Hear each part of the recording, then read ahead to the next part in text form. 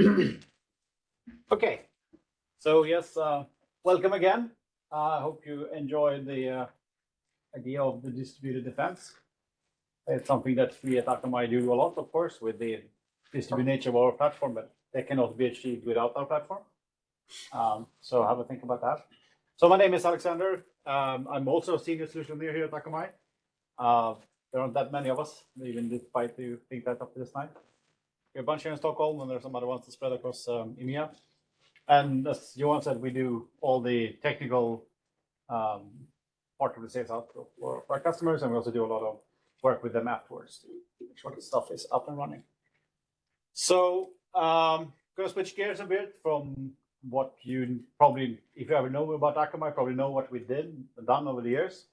I'm going to look a bit more at API security.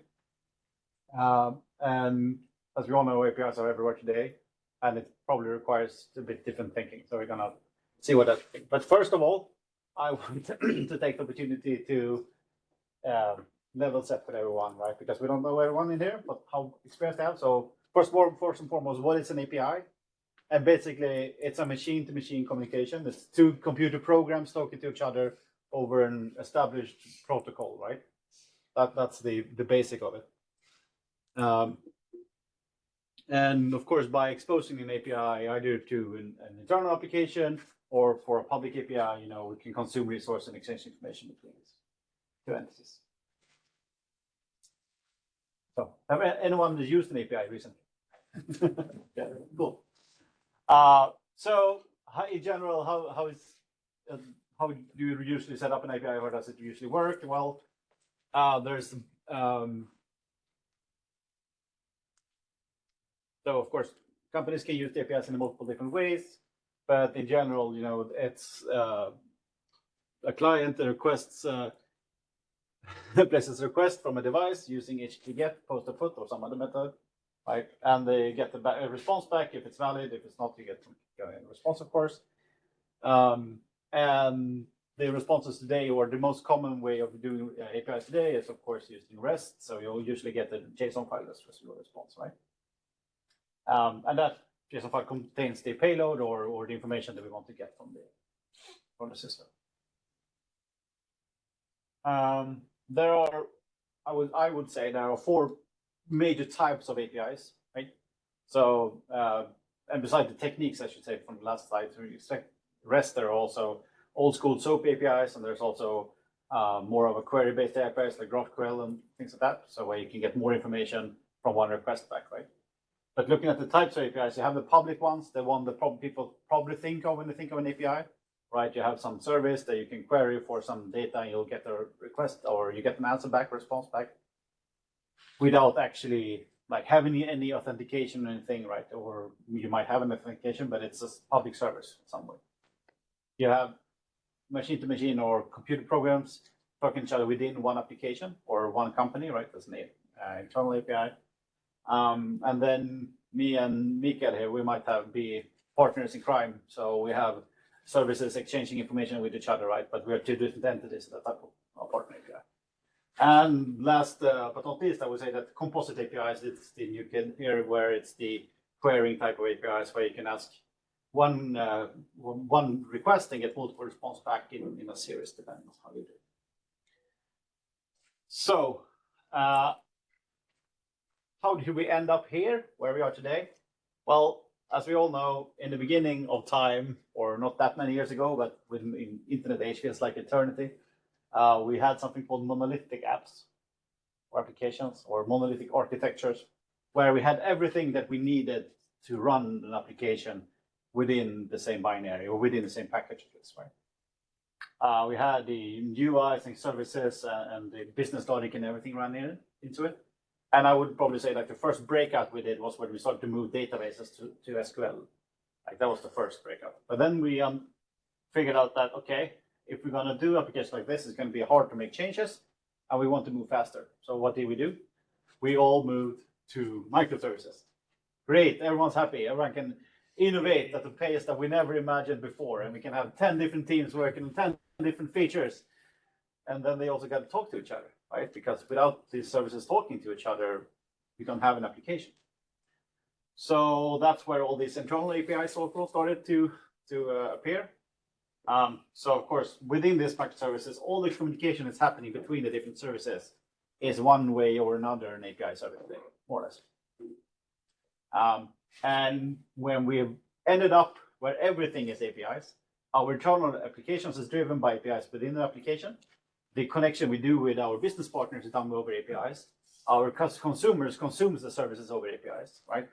And we should also say that the API is defined by it's a headless or UI-less or frontless. It's just a post of data, right? So when you're clicking a GUI somewhere, underneath the hood, there's probably an API that's pulling the data, and then there's a presentation layer within the web app that gives you the visuals for it, right? So just that was Johan was dealing with that, and we are dealing with the data itself, right? So API, data flowing, right?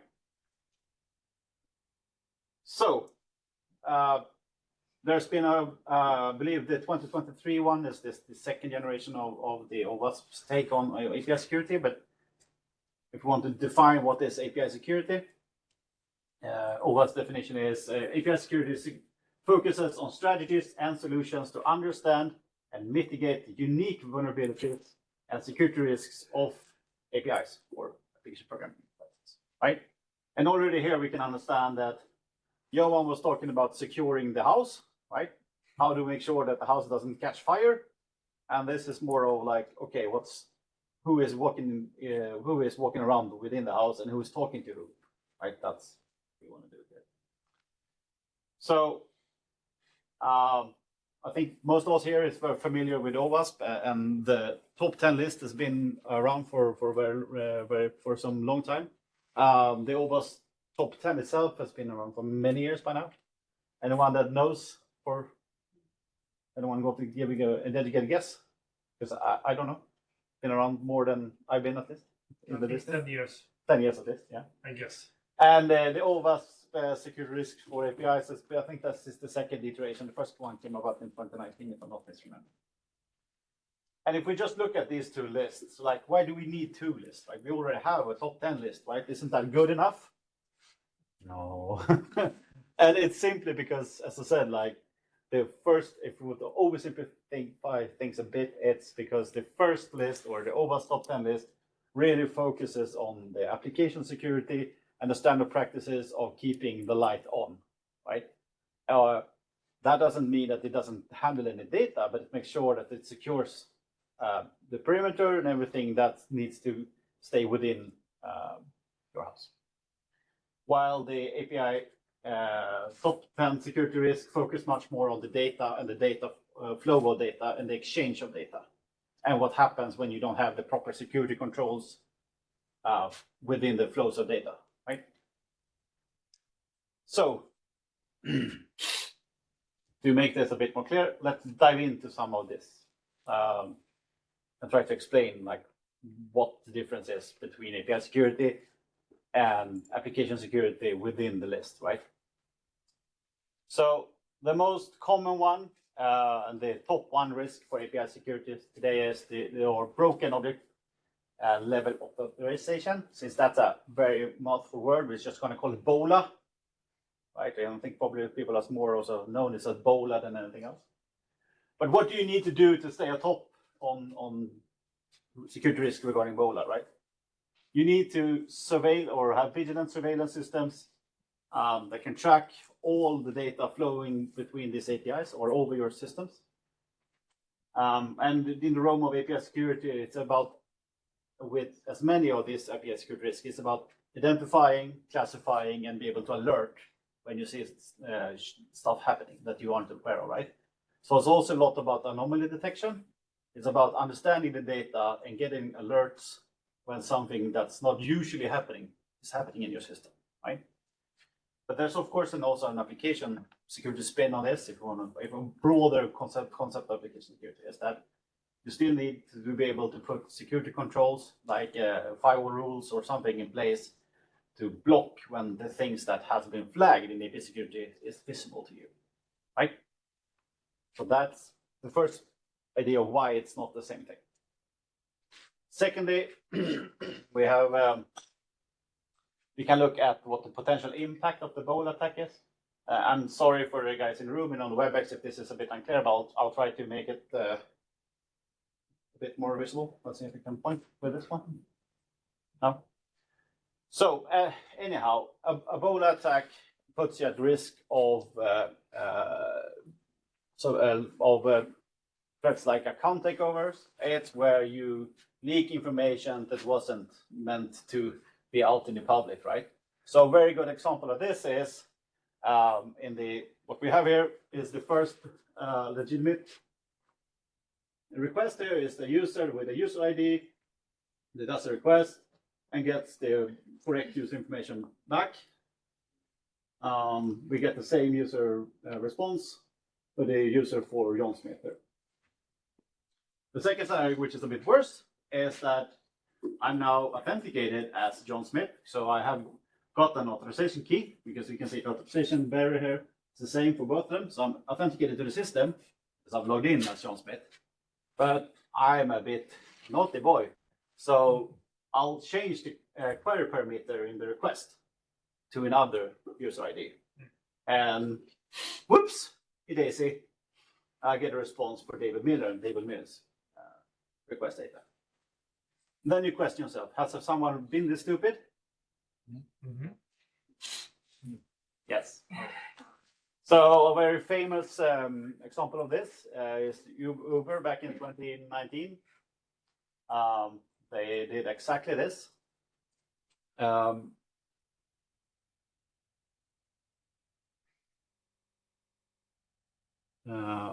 It enabled them to do account takeovers on this attack. But even more recently, believe it or not, as late as last week, security researcher Tory Hunt, known for his have I been found upon the, whatever we want to call it, database, got word of a leak API at Spoutable that's just blatantly gave you whatever information. So he did exactly like my example, right? He authenticated himself, and when he changed out the question parameter for another user ID, he got all the information, even the hashed passwords, right? So this is still happening out there. This is like 2001. Yeah, all over again. It is. So yeah, and Spoutable is like a Twitter clone. But it's still 207,000 records straight. Yeah, it's Swish have the same problem. Yeah, with their pagan history ATM. Exactly. I can't list them all, unfortunately. Then we would just be here all day and say bad stuff, right? Second, if we go on to the second most common attack, it's something called broken authentication. They are all on a similar track here, right? Keep your data in order, make sure that it's authenticated, and make sure that no one else than the authenticated user can access your data. Seems very simple. But yeah, you need to identify, it's about knowing what's happening, identify and rectify any unknown APIs, or that you see any data that you don't expect, like stay on top of that. But you still need a WAF here, right? To do the authorization of, for instance, yacht tokens. So still need your perimeter, but that's not API security. So has anyone been stupid enough to do this? Yes, it is. So first of all, I should be messing up my order here, but yeah, of course. So the potential impact of a broken authentication attack is exactly what it sounds. If you have your authentication is broken, you can leak data that you weren't supposed to be. Has anyone been this stupid? Yes. This is probably probably one of my favorite ones. So we all remember the storming of the Capitol in the US in January a couple years ago. Most of the people attending that event were also members of an alt-right social media network in the US called Parler. And the fun thing was that Parler had maybe rushed to market a bit, but they forgot to put authentication at all on one of the APIs. So when hacktivists started digging into who was attending this meet and greet in the Capitol, they found this leak API and they simply scraped it all. So yeah, that's my favorite one. But I argue that that's not even trying, right? One thing is if you try and fail, but if you don't even put the authentication on the API, right, that's the gold standard of fuck-ups. So, would be great to end with a meme, right? But sorry, that's more. So, but it's on the same theme. We're kind of trying to catch the theme now, right? It's about the data. Make sure that you understand the data that's flowing through your systems and alert on it if you don't, right? But also make sure to identify, make sure you don't have any APIs you don't know about. Because believe me, we see a lot of APIs that no one even know they existed, right?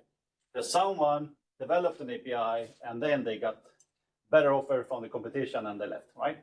And that was undocumented API. Now the authentication traffic flows of it. Who knew?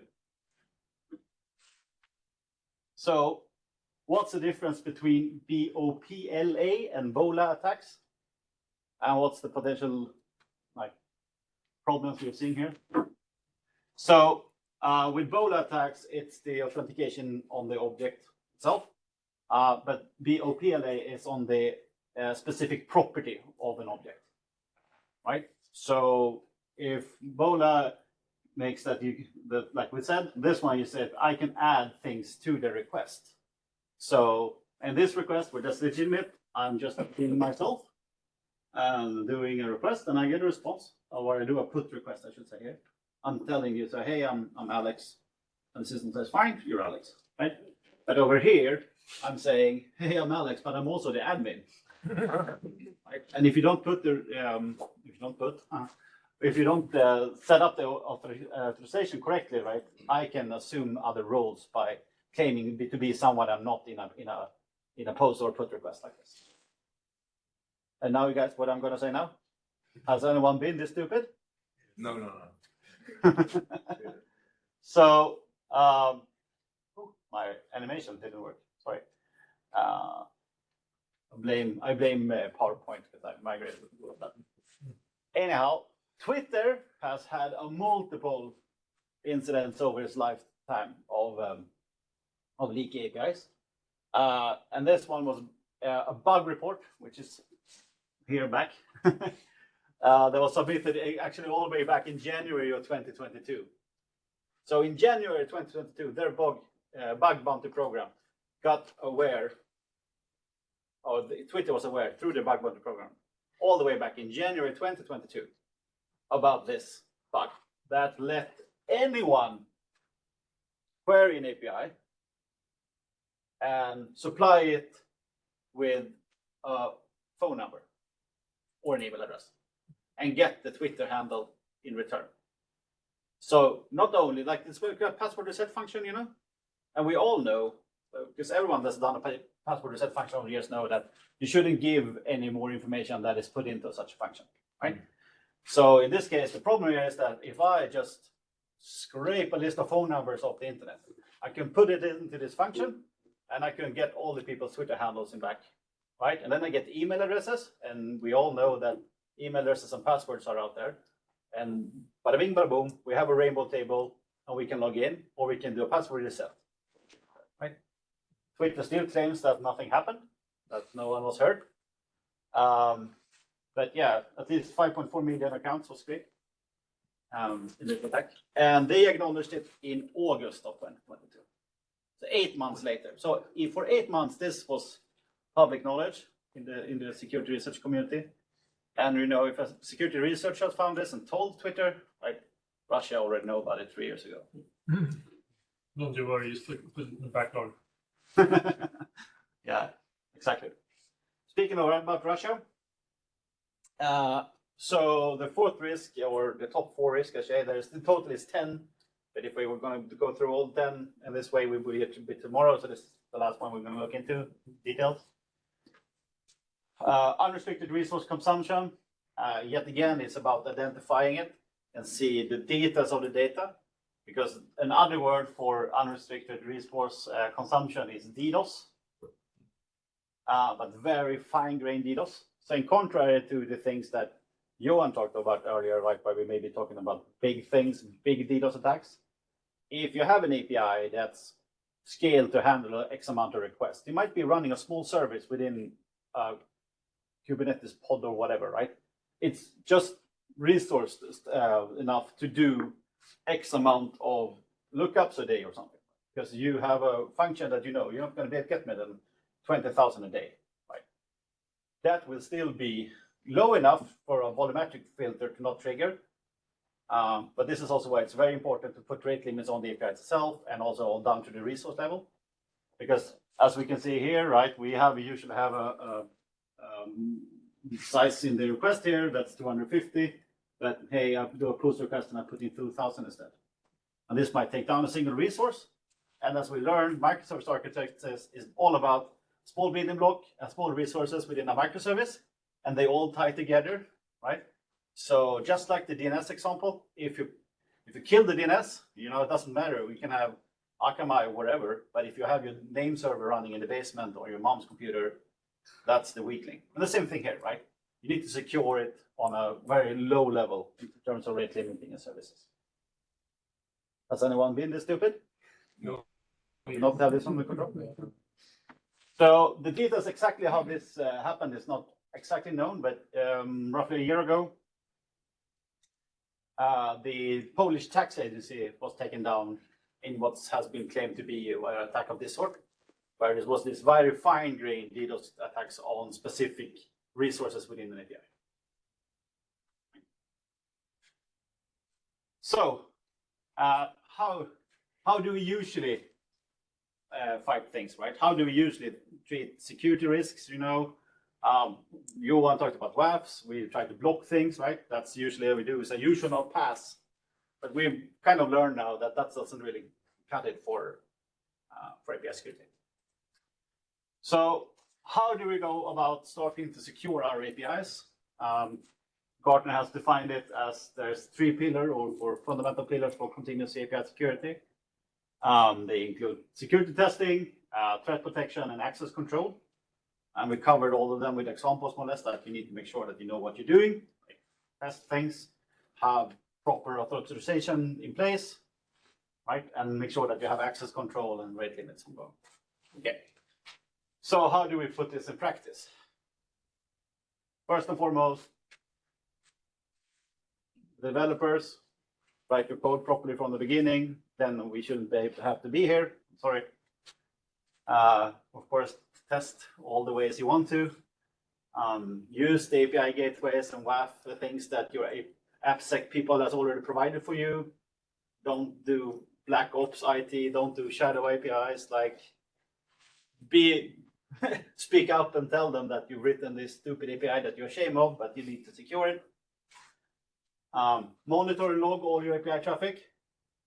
Like, very common here. We see our customers think it's very important to have RUM and marketing tools and hot jar or whatever it is, with some heat map tracking where people click on the website and then they don't export the CM logs from the CDN.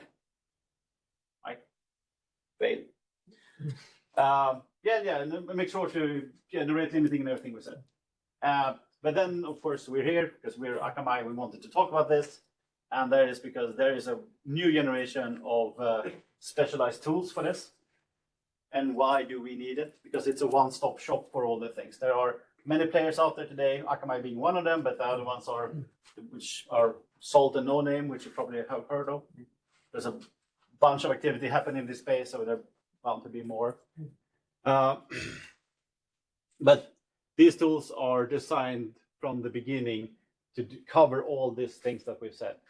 It understands the fingerprinting APIs. They do all the logging and the monitoring, everything. A lot of them have API testing built into them.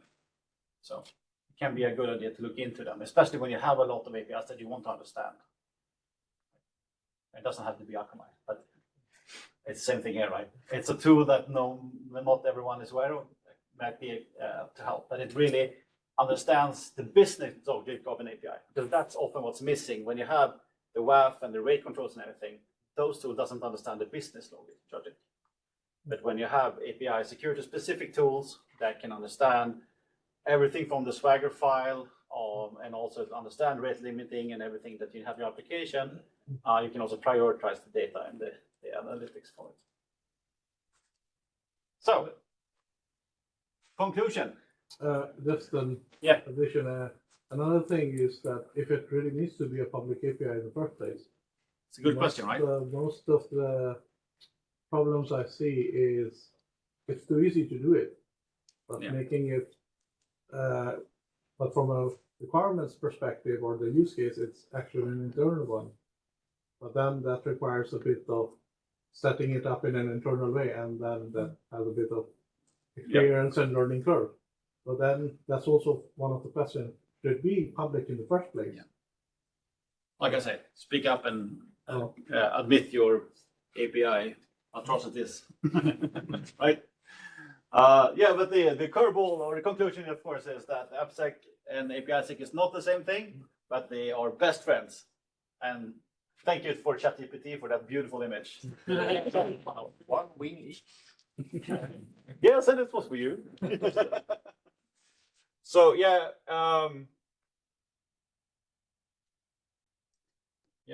thank you, as I said, for.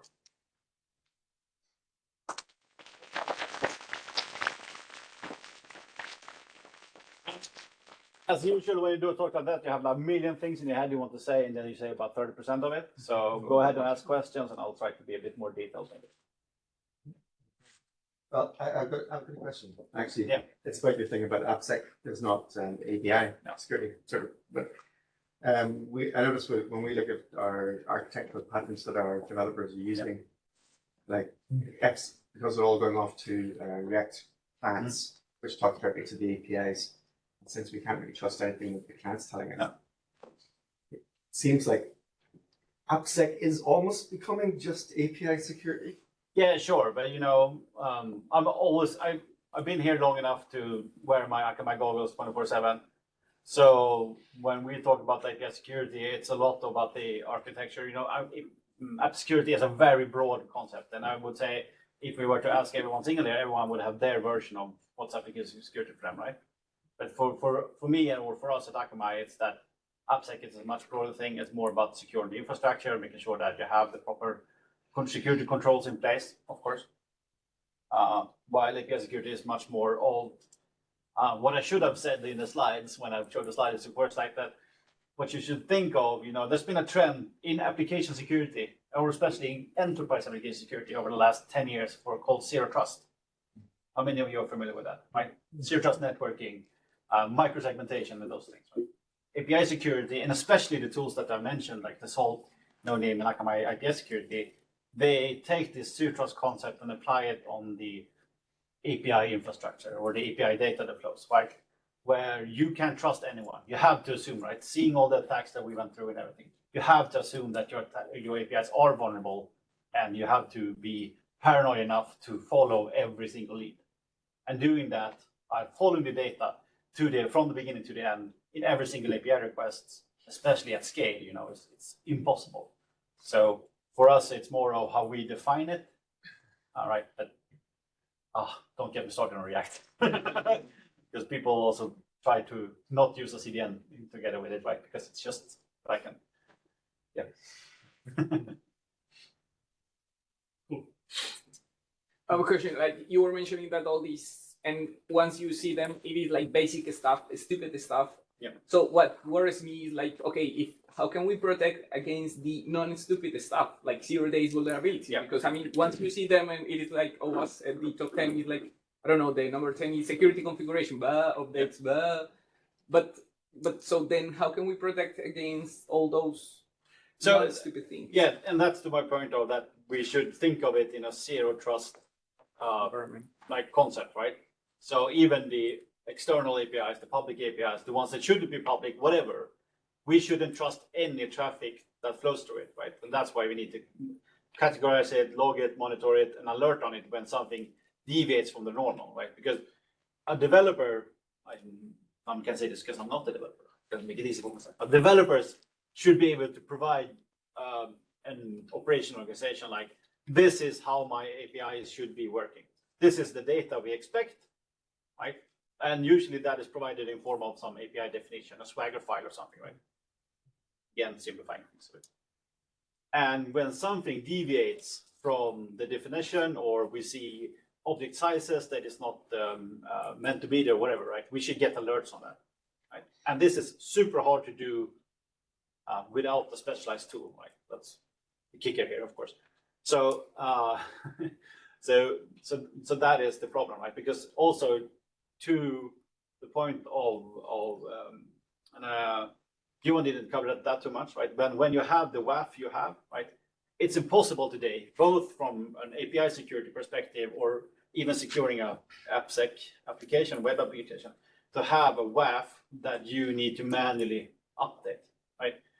The pace of development today, both for your own application, right, with the market services and teams and everything, right, to have a WAF that you manually need to tune because of some changes have happened in your API, that is hard as it is. Try to also tune that for whatever happens on the internet and 0 days and everything, right? So the zero trust concept also needs to apply to the WAF layer more or less essentially today, but especially when it comes to the API layer. So any WAF out there that gives you an automated update based on your traffic flow, right? Same thing there. The products that you guys use must adapt to your normal traffic flow and alert on the anomaly stuff. Otherwise, you will not be able to catch up. Right? Running a mod security or something framework in a reverse proxy today, you know, gonna run service around you.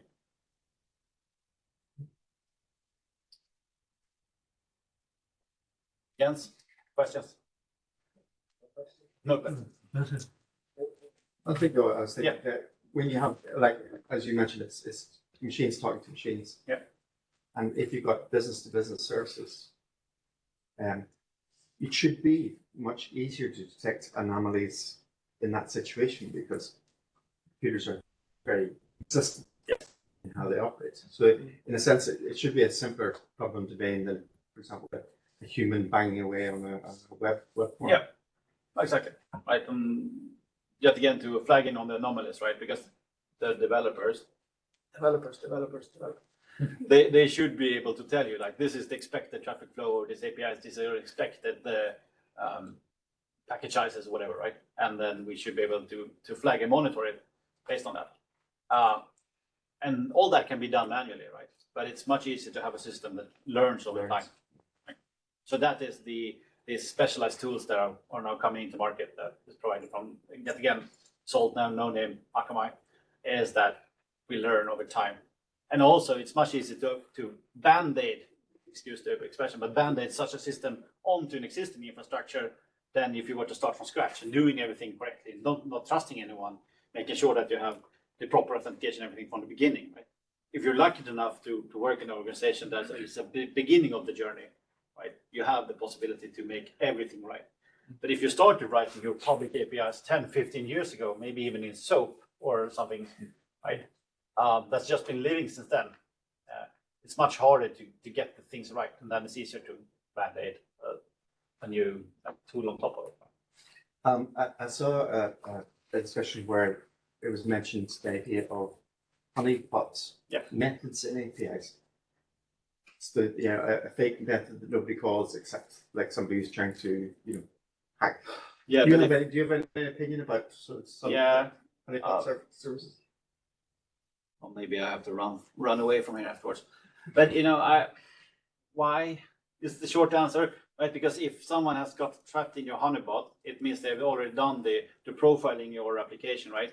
It's probably not the honeypot. It's probably not the first thing they hit.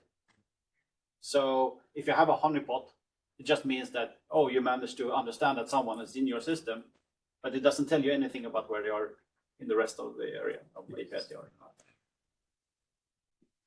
It's I would say we've been in the market with this product for a year now. Akamai acquired a company called Neosec a year ago, and these are really XDR veterans. They are serial entrepreneurs. They've done a lot of things in the security space. And over the past year, I've done a number of POCs with this product on our customer base. And the biggest problem I see is that they created honeypots themselves without even knowing, because all the customers that I've run POCs with over here has had APIs they didn't even know on was in use, right? They might have done a fantastic job by having all outbound traffic going on APIs they know about, but the response might coming in on a different endpoint they didn't even know existed anymore. That they thought, yeah, they couldn't decommission or whatever. So, yeah, honeypot away, but it's the shadow APIs they're gonna kill you.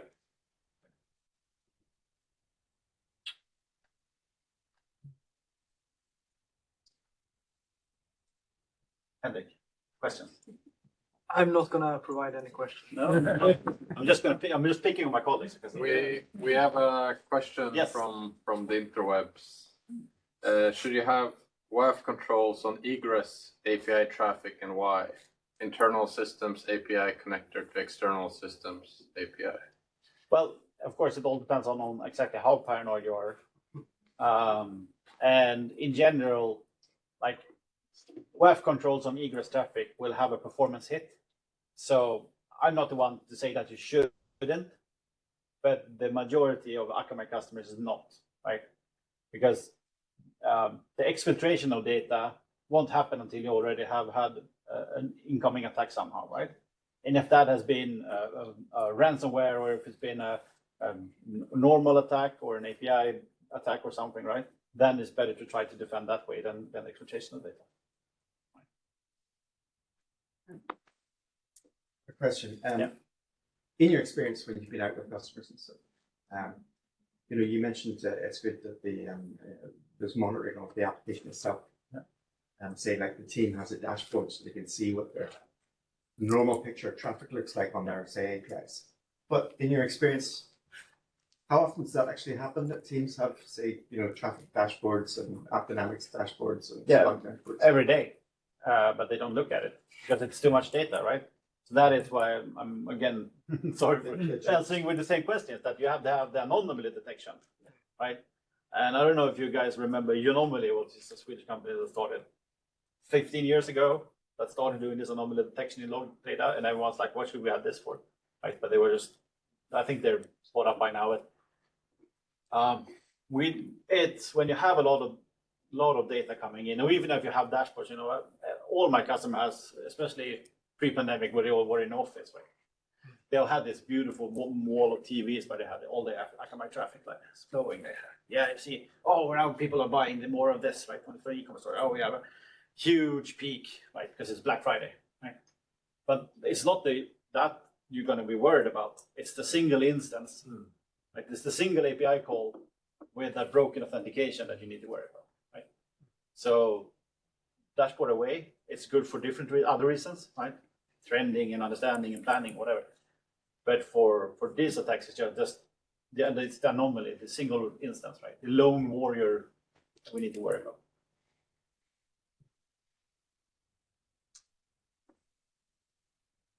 Here's a question that will give you 5 seconds of time to talk about Akamai. So I work for a company which offers penetration testing for clients. Okay, and what I want to know is, does Akamai provide tools which my penetration testers can use to provide API security scanning, or let's say similar offering to clients, like small clients we're talking about? Short answer, no. That's the very short answer. Akamai provides a lot of research to the community, both in terms of WAAP, let's call it that, API security, web protection. There's hundreds of security researchers with Akamai doing a fantastic job at defining and finding 0 days and telling the community about it. But there is no tools in that way for API security. I was hoping to hear about some Git repositories that. Yeah, there is Git repositories. You will mostly find web performance things there. So Akamai, if I'm going to talk about Akamai, is also a huge contributor to the standards in general on the internet, especially web standards, web performance standards, DNS protocol, whatever, right? So not for penetration testing, right? It's not an area that we do.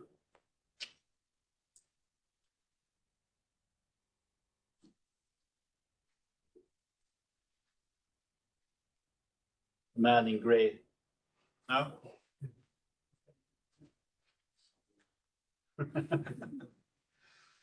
Okay, so if no further questions, yeah, thank you for taking time to listen to me. I hope you found it interesting. And yeah, I'll be around there for some time if you want to chat. That was great. Thank you very much. Thank you.